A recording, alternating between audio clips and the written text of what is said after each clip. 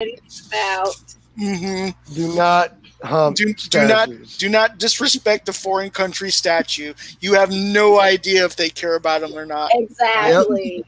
Especially one named Sargus 4. It's ironic in my book, because I brought my book back with me. Tell me what the book says.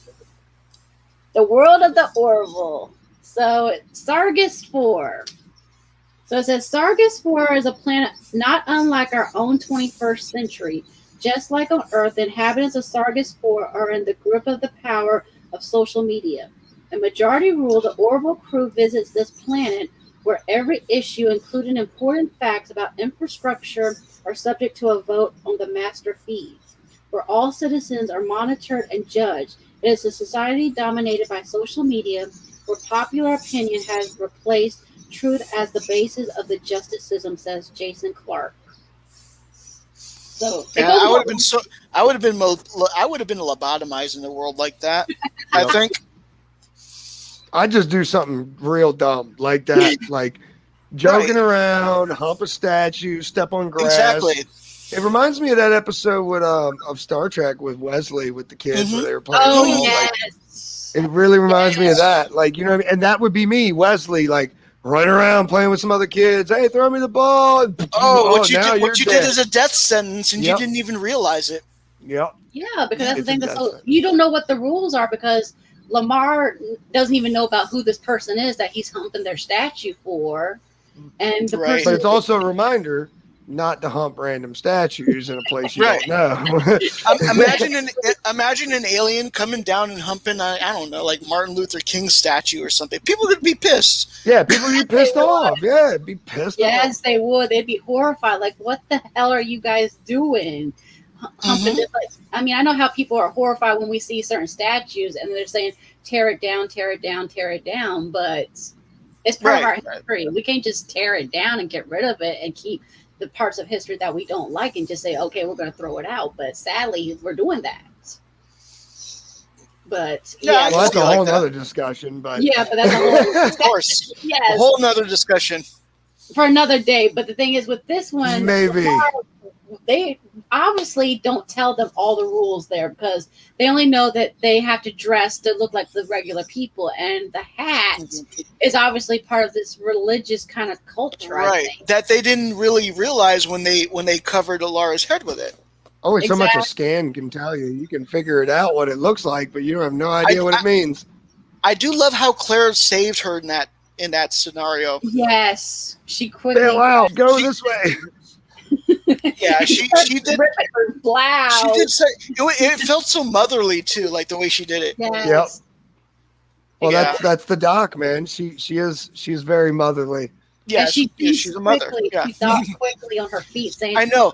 I love it because in the very first episode, like Seth was like, "Why are you here? You can be overqualified. You can be in like go where I'm most needed. Go where I'm needed, and I think you need me." And boy, was she right. She was right.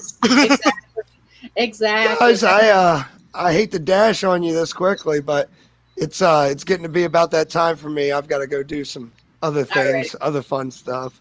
All right. Well, I really appreciate the invite, and sorry we had the technical difficulties. Yes, unfortunately we couldn't prepare for that, but we worked through them. I hope you come back. We worked through them.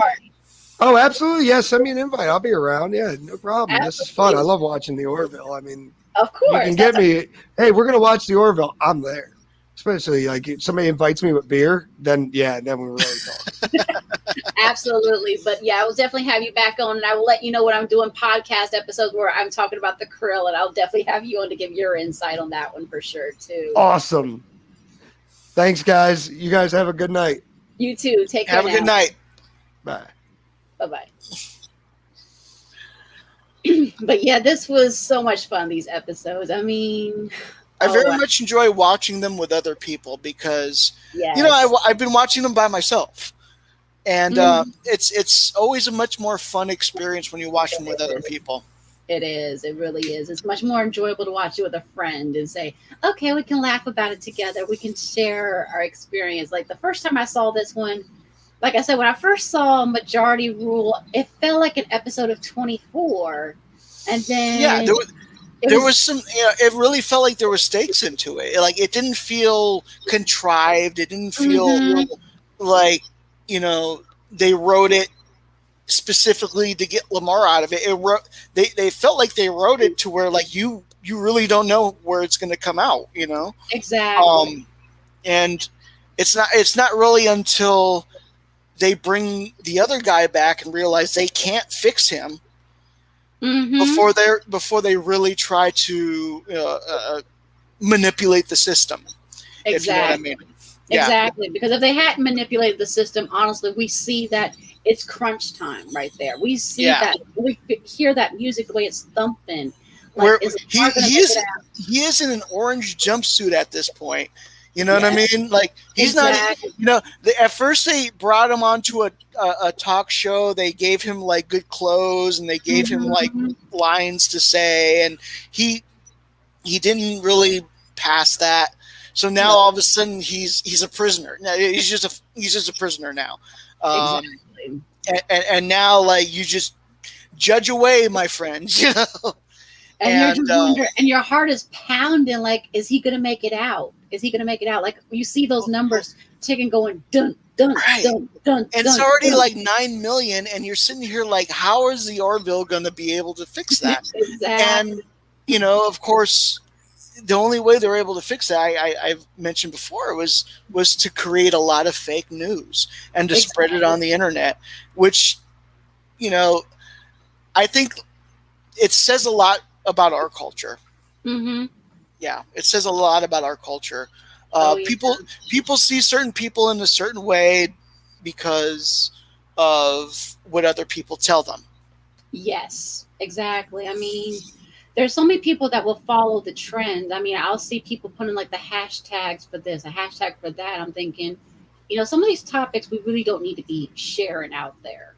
Some of these topics, they don't need to be distributed to here and there. Like, I mean, we need to be very cautious. I mean, just like when we had the scare, where we had the leak of these Orville photos, and we had to shut it down quickly, or else it was going to escalate much more worse. And I think it says something for us to say, you know what, this episode didn't take place on the spaceship per se. It mostly takes place almost on 21st century current America. And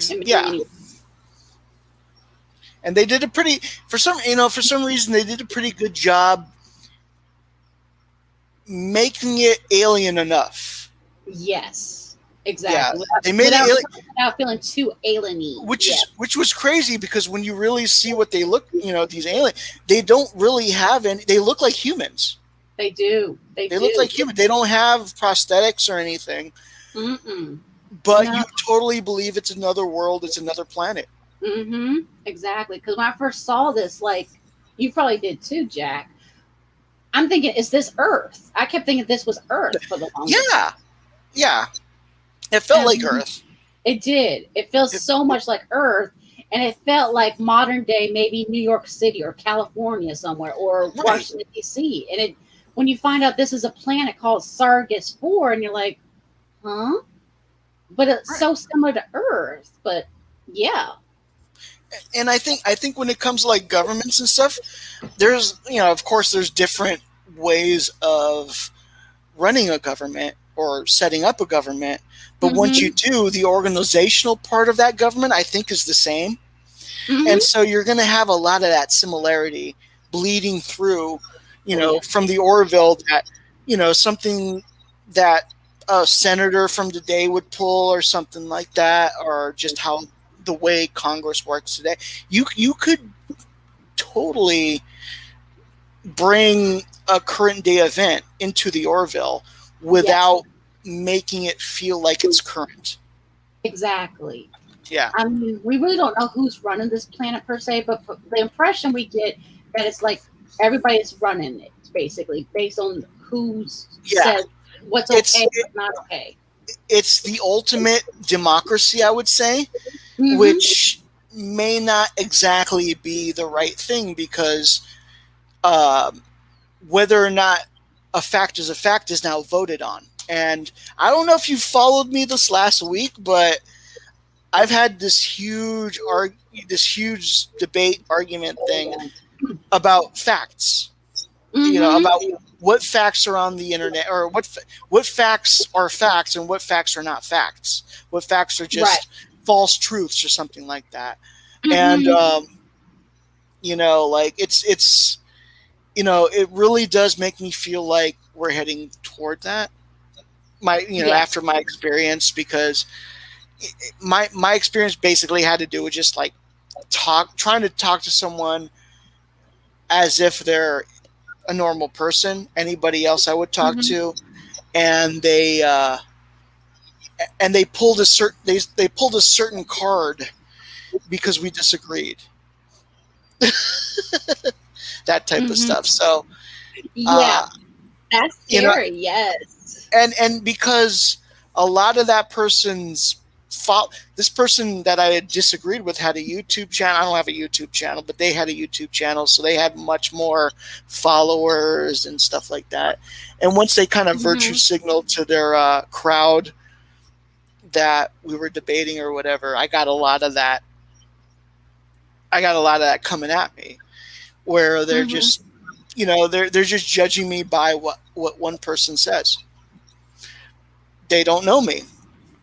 They don't know a lot of aspects about my life that I don't necessarily like to talk about, just because it's really none of their business. And I don't like the idea of using that to bat off those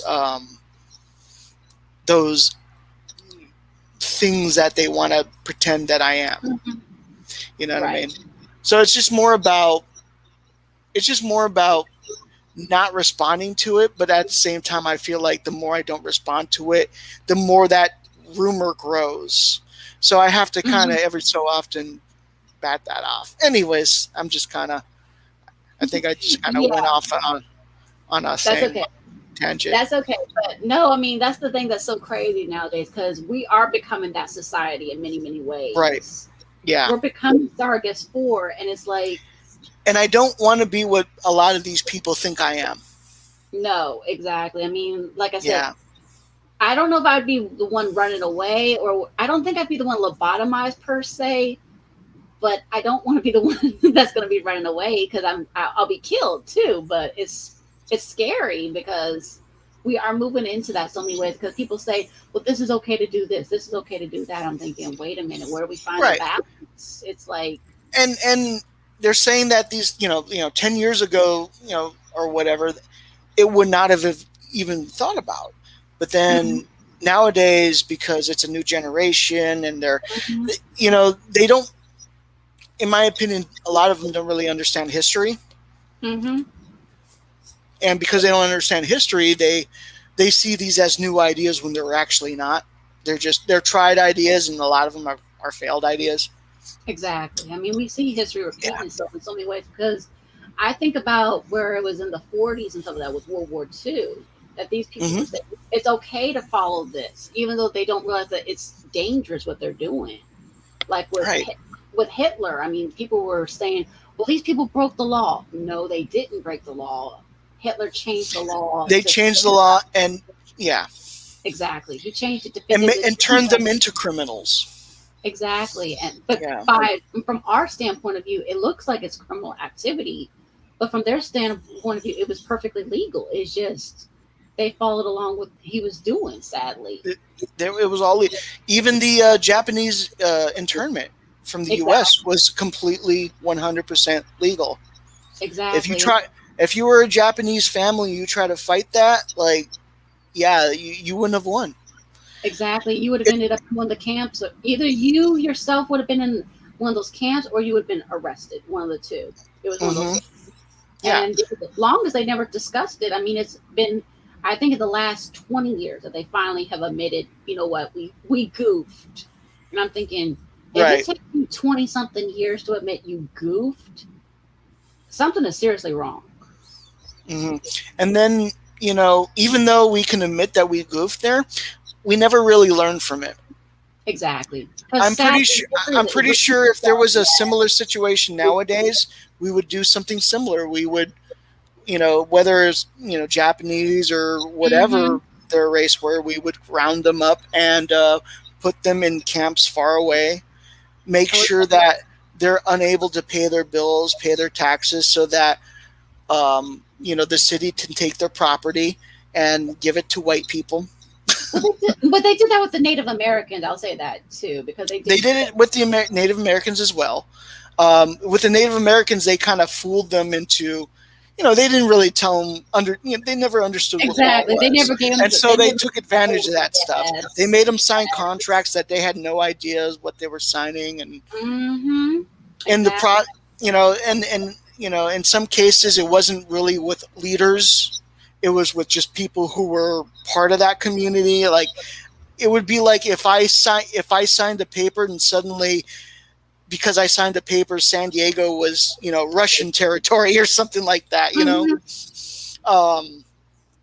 just kind of, or California, it would be that type of mentality. Exactly. Yeah. These people put these scare tactics and these people making them think, oh, well, we're offering you a better chance at a better life. Never mind that it's not. But these people don't know. And it's exactly.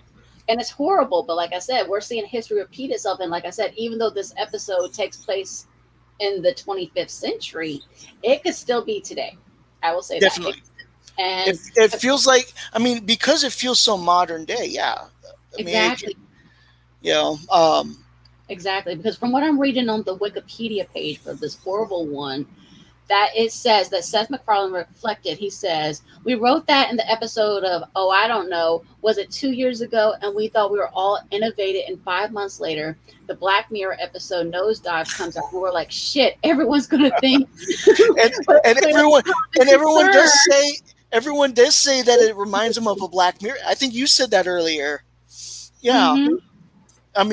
I'll be honest, I've only seen one Black Mirror episode. It was the first one. Okay. If you know what the first one is, it's the pig and the prime minister. I was done after that. So exactly. But it's creepy how much this reminds us so much of modern day. Yes, they wrote it in I guess 2015, because this came out in 2017. So it's crazy. Yeah, it came out, let's see. What day did this come out? Because it said it came out, October 26, 2017, and nice. then in the UK they didn't release until January 25th, 2018. Okay. And I guess this is so very modern though. Exactly. If they wrote this in 2015, this tells us that this is a timeless story. There's not a whole lot of science fiction in here, because Seth MacFarlane made the mention one time. He wrote an episode that it could have been it could have been non-science fiction, and this is definitely one of those episodes. This one and the one with Lasting Impressions with Laura from season 2. Oh yeah, these are the two episodes that they are definitely not science fiction-y. The only science fiction bits that we see are when they're on the ship and they're feeding the master feed with different things. And they're in space and stuff. Yeah. But that could have been even in a computer room, basically at one of these computer headquarters that we see people at. It didn't have to be on the Orville ship. It could have been anywhere, really. The only one that really said science fiction of these two episodes that we watched was definitely Krill. But this one, Majority Rule, it could have been, like he said, he wrote it 2 years prior, and it still feels modern day. It really does. I agree that it's probably going to end up being one of those more timeless ones. Definitely, because as long as you can relate to it, it's 2021. It's 6 years later, and both of us, or all three of us, agree that this is definitely modern, and it's definitely something that we still see coming in the future. Exactly, and that's the scary thing about it. Like even Gordon's making the cracks, saying these are the people that had American Idol, and that was a scary time in our. But the thing is, American Idol sort of fading by the way of the dinosaur, so to speak. But there's so much social media influence out there that people are feeding into that social media so much. When I see their badges on that they're wearing. It looks so much like the ones that you see on Reddit. It reminds me so much of that. And with Reddit, you see people. I mean, I was mentioning this before we started the stream about how that even Reddit themselves banned me for promoting my own Orville content, saying you can't self-promote yourself. And I'm thinking, what the hell? Right, like they let if you I do it can't the promote first time. myself. Right, exactly. Where's the consistency? And now that they're letting people do all these cringy posts, I'm not going to get into it because it's pretty ugly. I'll say that much, folks. Because I was mentioning it to Jack and Johnny earlier about it, but it's awful that these people will fall into these traps of social media, that they are literally addicted to their phones, that they are looking what's the trending topics, and they are bullying each other. It's like a Twitter war online, and you can't find a safe ground. And sadly, there's not that many places with it. Orville, fortunately, is one of those places where we can have that safe ground. Which I love, because honestly, it's one of those places where I feel like I can just express myself without, the hate. Mm-hmm. You know what I mean? Exactly. It's hard for me, like my experiences, it's just hard for me to express anything that I don't like without getting massive amounts of hate. Like if I say I like something, like everybody likes something, yeah, it's fine. But if I say I don't like something, suddenly it becomes an issue.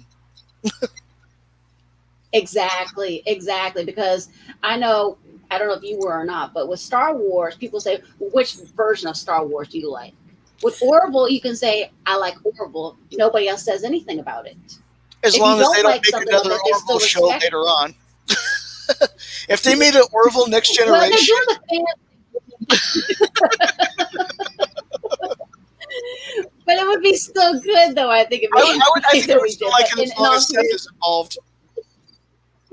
Oh, yeah. Absolutely, for sure. But in all honesty, though, but no, with Orville, you can say, "Hey, I like Orville," or "I like this episode," or "I didn't like this episode," and nobody's going to jump on you in a bad way. But others, right, and that's one of the things. Other fan communities, if you say you don't like something, nope.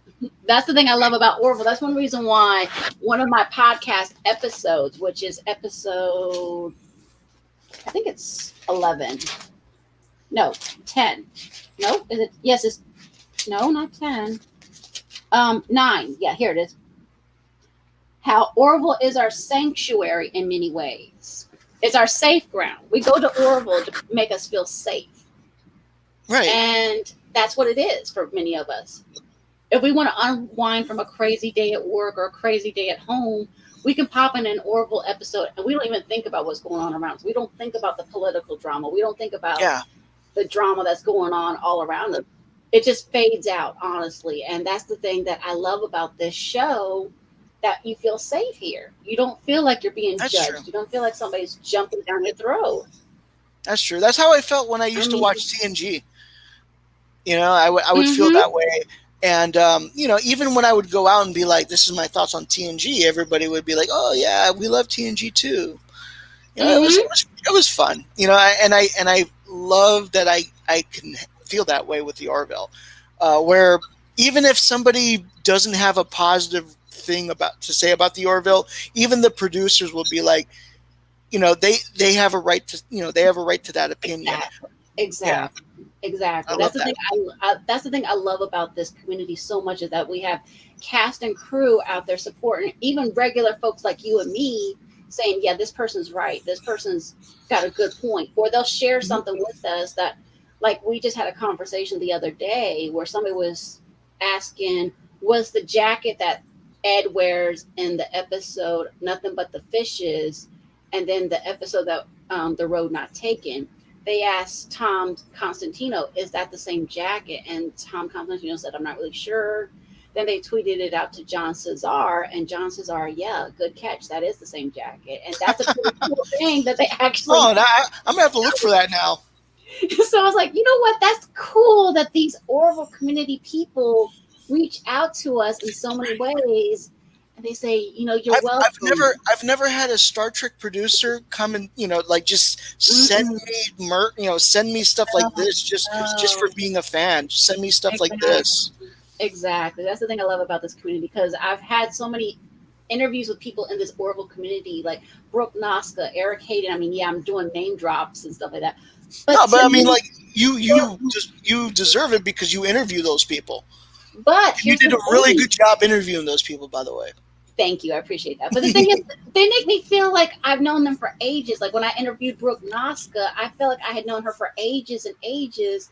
Or when I interviewed Eric Hayden, it's like, that's crazy, because I'm thinking I'm just one simple fan, but they're going like, you're more than just one simple fan. You're part of this community. You're part of this family. I'm thinking.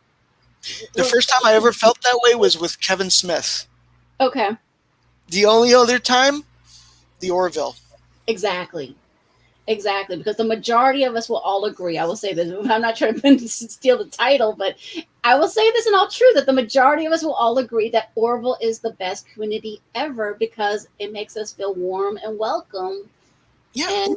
And even if you don't like something, like you said, they don't jump down your throat. They don't shove it down your throat saying you should like this anyway. They just say, okay, you like it, and I didn't see it that way. Right. I get a little glimpse of it. We can have a disagreement about the Orville without it turning into a whole day and a half long thread. You know what I mean? Exactly. It doesn't turn into World War III. I mean, I could just say I don't like that episode and I didn't see it that way, but okay, I can respect that. Like Johnny Who here, he loves the krill. He absolutely adores the krill. I'm not a krill person, but I'm happy to have him on because he's my Orville brother. He's my Orville friend. And say, okay, I can understand why you love it. I can see that it's cool in its own way. And every time there's a krill episode, like he will have probably the most, the most informed opinion. Exactly. I mean, he goes fanboy on that stuff. Me, everybody knows that you know way more about the krill than I do, and I love the krill. But that's crazy. But like I said, we're all fanning over something different in Orville episode, but that's okay. We all come together under that one window of umbrella and say, okay, you're my Orville sister, you're my Orville brother, and we're all under this one umbrella. And guess what? We're all connected. I definitely miss that. And I'm glad that it's still there with the Orville. I love that it's still there. I mean, even though the show hasn't been on for a while, sadly, but it's still there because they're still keeping us connected. Yeah, it's just because we had this virus, it slowed down a lot of things. It did. People tried to take advantage of that, slow down, and be like, "Oh, the Orville is canceled," or the Orville's not coming back. We knew it was coming back because Tom was just constantly, giving us updates. Exactly. And then last year I actually did I did that thing where I cameoed a bunch of the Orville actors, and they gave us updates. Hey, we're filming next week. We're filming the next 2 weeks. And so I was pretty confident that after that we're at least going to get that last the third season. I don't know about the rest. I really, really, really hope that enough. Still are. I mean, I'm hopeful that we'll get more than 4 seasons. I'm hopeful that we're going to go above and beyond. I mean, if we can get 5 seasons, I'll be satisfied. Ultimately, 7 seasons and a movie. Yes. Hopefully, an Orville movie. Exactly, because one of the things I really, really want to see is a lot more backstory, like how the Planetary Union got started. I mean, that would be interesting. Yeah, have their movie be like the first contact of the Orville. Yes, how Orville got created. Like, who was the founders who made Orville in the first place? I mean, I don't know. We don't know exactly. I mean, the possibilities are so endless for the series. It's like, okay, like this book only has so much content. I'm saying to Seth and everybody, if you guys are out there watching this, we need a part 2. Oh, and if Seth wants to really, really blow our minds, link the beginnings of the Orville to the end of 1,000 Ways to Die. Make it in the manic universe. Oh yeah, the Million Ways to Die because I counted it because I did a watch party for that, and I only counted about 86 deaths. 86? Oh yeah, they didn't. Yeah, they didn't. Yeah, they You guys almost were a got little it. short. You guys were a little short. A little short. So we need a million ways not to die in the West, but maybe a million ways to die in the East. Well, we're gonna have to have a sequel to make up for that lack of deaths. Exactly. But no, I mean that's the thing that's so great about this Orville series. I mean, like I said, this just went off the air. You know, this episode was in 2017. Here it is, almost 4 years later, and we're still talking and laughing It about still it. resonates.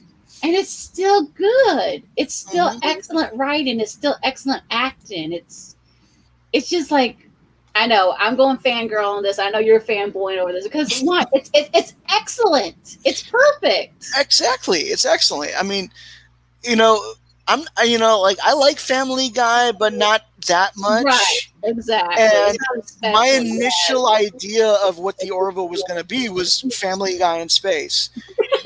Yes, I think a lot of What my idea of the Orville was going to be was what ended up being Lower Decks. It ended up being Lower Decks. Yeah. And the Orville ended up being really good. Yeah, it was so much more impressive.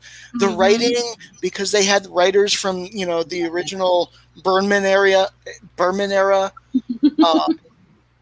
It was they did such a good job, and by the time of About a Girl, when I first watched Discovery, by the third episode, I was like, "Dah." But at the same time, the Orville was premiering as well. And by About a Girl, which was the third episode of that season, I was like, I was Jeff Goldblum. I was like, you son of a bitch, you did it. You know what I mean? You made a Star Trek episode.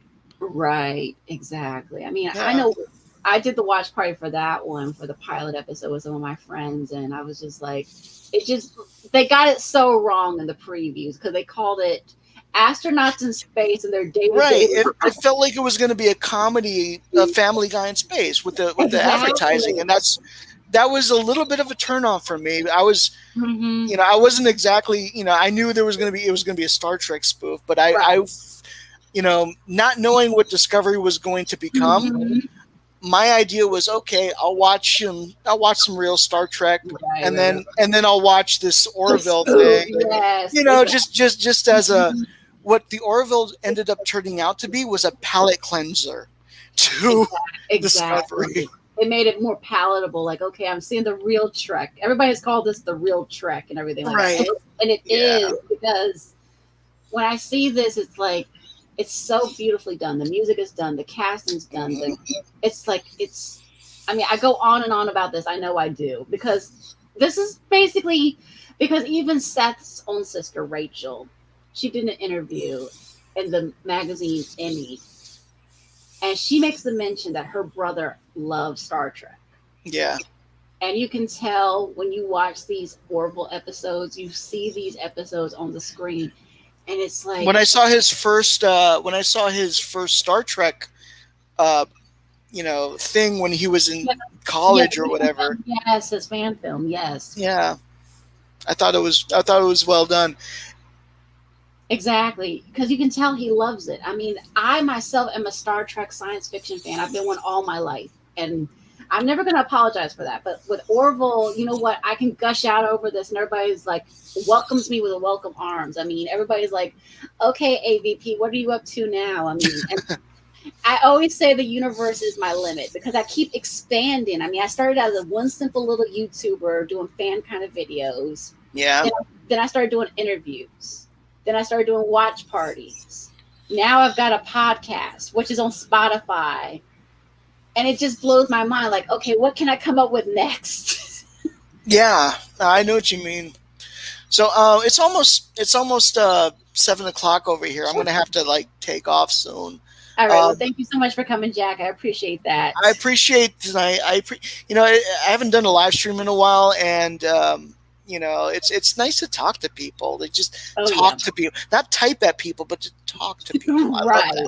Exactly. You don't have to hide behind the camera. I miss that. I can't wait for it to come back. Exactly. But I will definitely have you again for Thank sure. you. All right. I'll be happy to come back. All right. Thank you, Jack. I appreciate that. All right. You have a good night. You too now. Good night, Jack. All right. Take care. All right. Take care. Bye bye. But yeah, guys, this Orville series is so special. It's something that I love very very much, and I know I gush over it a lot. I know I do, but Orville is something very special to me. I mean, like I said, in this series, we have so much happen. I mean, the Krill, they're not your typical aliens, they're not your typical enemy, so to speak. And with majority rule, like I was saying, and Jack were saying, it's a special series because it's so great. I mean, like I said, it takes place in the 25th century, but it could apply today. And that's the thing that's so scary about that, because so many of us are inclined to follow our social medias. And sometimes we have to do like the female character in this episode, Lacera. Let me see. Did I say her name right? Lacella. We have to be like Lacella and turn off our phones, turn off our devices, and just walk away and make our own decisions. I mean, we can't let people dictate to us what we should and should not do. I mean, that's the thing I love about Orville, is that it lets you choose for yourself. It doesn't tell you that this is right or this is wrong. I mean, we had that with the episode Jack was mentioning about a girl. And that's the thing that's so special about this, because, like I said, it didn't say that what the Mocklins were doing with the sex change for the baby, that this was right or this was wrong. Or with the episode Majority Rule, it didn't say that what this culture was doing was right or wrong either, but it just said you need to rewire your brain and your thinking to say, what do you think is right? What do you think is wrong for yourself, instead of just following the norms? And I know I myself have to do that as well, because I have to find out what's right or wrong in my own head. I can't let other people tell me that this is right or wrong. And that's the thing I love about this. And I appreciate Jack coming out. I appreciate Johnny coming out, because these people are awesome friends of mine. And to watch two Orville episodes with them, it was a special treat, because, like I said, these episodes are so special. Yes, one is a little bit more science fiction-y, but the other one is a little bit more gut wrench and makes you think more, to realize, you know what, sometimes we have to turn off our devices. Sometimes we have to just walk away from the camera. I mean, we can't just follow the norms. We can't just let society tell us this is okay, this is not okay. We have to find that balance ourselves to determine what's right, what's wrong. Let's not just follow what people are saying that this is right or wrong. Sometimes, instead of just saying this is right or wrong, let's turn off the devices. Let's turn off the phones. Let's turn off the computers. Let's walk away. Let's make our own decisions. Let's not be robots. Let's not be so quick to give somebody an upvote or a downvote. Let's not be so quick to do a retweet. Let's not be so quick to do a selfie, because sometimes we have to use discretion with that. And I know myself, I had to use discretion on what I do or not do, because not everybody is going to follow those things per se. I had to find that balance myself to determine what's the right thing to do for me. I can't follow what other social media trenders are teaching me. I had to find that out for myself. But thank you so much, Johnny, for coming out. Johnny, as you guys can hear, he loves the Krill very, very much. Jack, who is a lot like myself, he absolutely loves Orville. And I appreciate their love and support with me in my journey, because they're my Orville brothers, honestly. And I'm sure that they view me as their Orville sister. But I definitely will be releasing a lot more Orville content soon.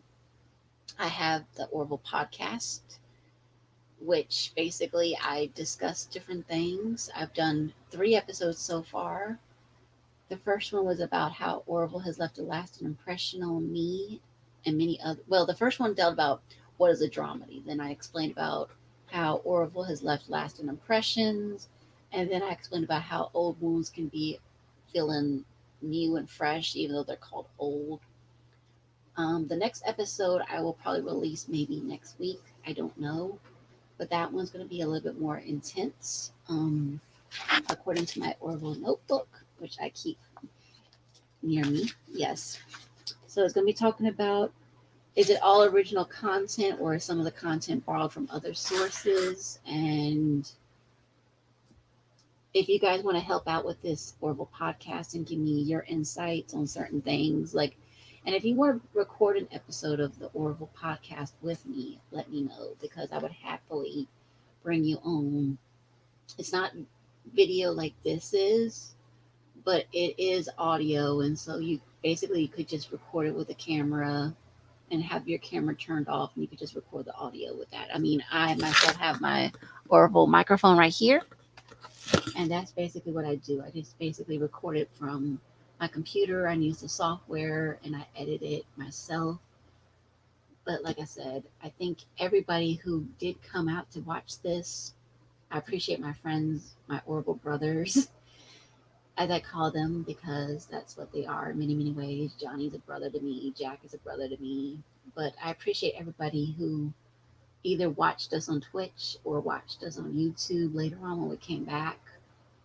Thank you guys so much, because you guys are so, so awesome. You guys are all incredible in your own ways. But remember, make things better around you. And remember that the universe is literally your limit, because there's so much you can do. So, this is Alicia, or AVP, signing off for tonight. And thank you so much for coming. And I will see you guys another time. Good night. Good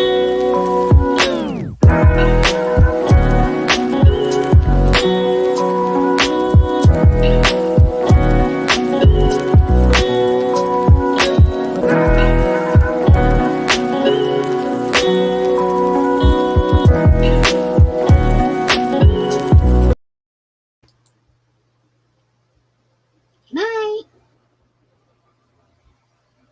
Have a good one, everyone.